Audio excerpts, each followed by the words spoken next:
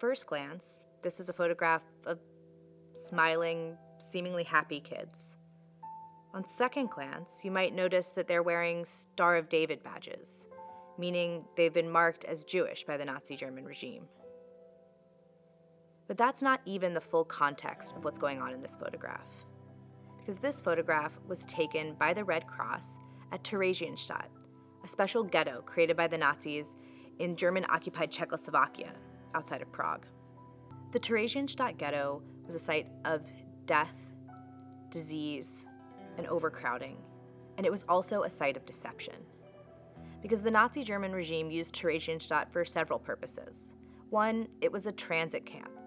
Czech Jews were sent to Theresienstadt before being sent to ghettos, concentration camps, and killing centers. Theresienstadt was also what the Nazis called a spa town. Basically, it was a ghetto specifically designed for certain categories of Jewish people from Germany and Austria.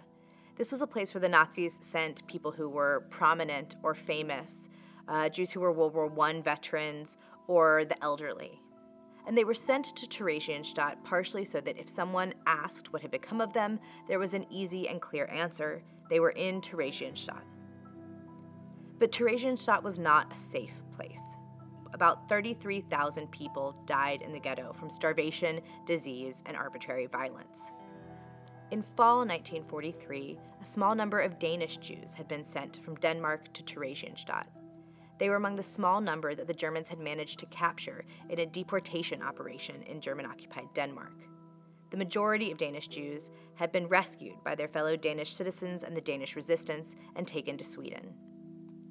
The Danish government indicated to the Nazis that they were very invested in the fate of their Danish citizens. They wanted to know what was happening to them, and they wanted to be able to check on them. So the Nazis sent the Danish Jews to Theresienstadt. The boy in the front of this image is one of those Danish Jews. Because the Danish government was so concerned about the fate of its citizens, they insisted that the Red Cross be allowed to visit Theresienstadt and see to the well-being of the Danish Jews imprisoned there. Surprisingly, the Nazis agreed, and they staged an elaborate deception at the ghetto. They created fake storefronts. They repainted everything.